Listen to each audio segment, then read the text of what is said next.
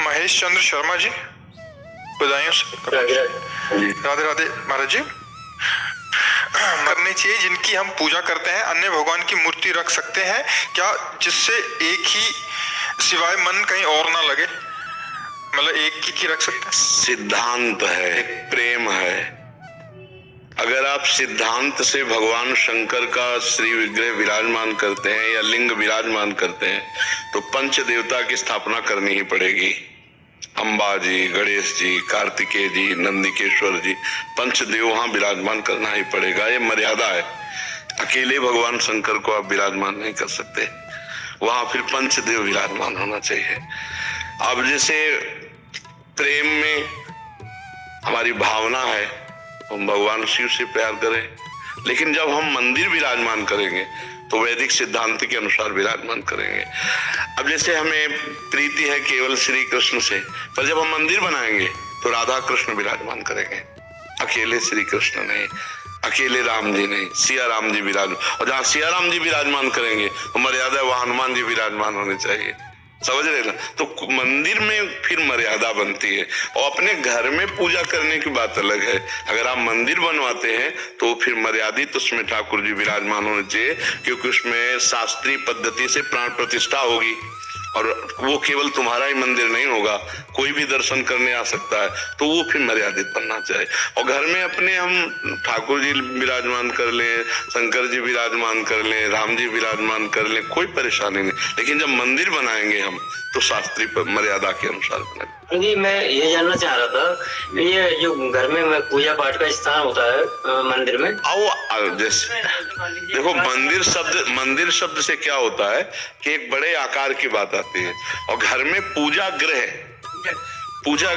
एक अलमारी में या एक छोटे सिंहासन में, घर में हम एक मंदिर बनवाना चाहते हैं तो उस या मंदिर में ठाकुर जी था तो मंदिर शब्द का एक विशालकाय रूप आ जाता है।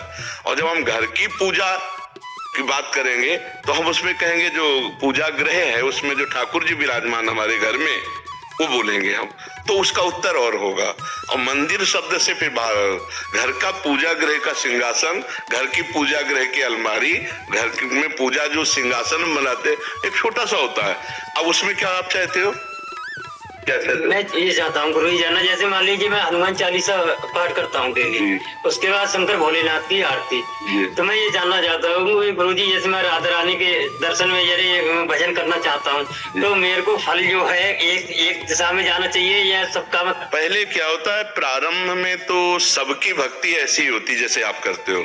हनुमान चालीसा पढ़ा, शिव चालीसा पढ़ा, दुर्गा चालीसा पढ़ा, राम रक्षा स्तोत्र पढ़ा, रामायण पढ़ लिया, भागवत पढ़ लिया। यही भक्ति करते करते जब हम आगे बढ़ते हैं तब तो हमारी भक्ति एक ही तरफ मोड़ लेती है। जैसे भगवान शंकर और पार्वती जी, फिर उसमें एक ज्यादा प्रीत आने लगेगी, सिया राम जी ज्यादा प्रीत आने लगे, राधे श्याम जी ज्यादा, तो जिधर हमारी ज्यादा प्रीत आने लगती है तो हम उधर फिर एकाग्र होने लगते हैं।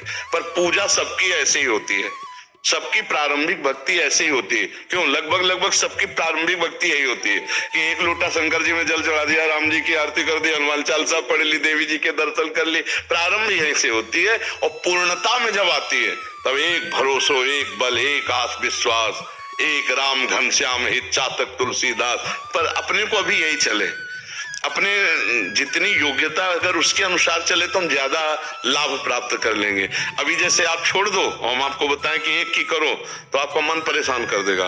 यार हनुमान जी की रोज चालीसा पढ़ते थे, वो नाराज हो गए तो शंकर जी को रोज आ जाएगा ना, वही हम अगर स्थिति के अनुसार चले और जब स्थिति आ जाएगी तब ये बात नहीं आएगी, तब नहीं आएगी। पहले छोड़ दिया तो ये ना हाँ, अब देखो गोस्वामी तुलसीदास जी की स्थिति है तो कह रहे बने तो रघुवर ते बने और बिगड़े तो भरपूर और तुलसी और ते बने ताबले वे पे दूर।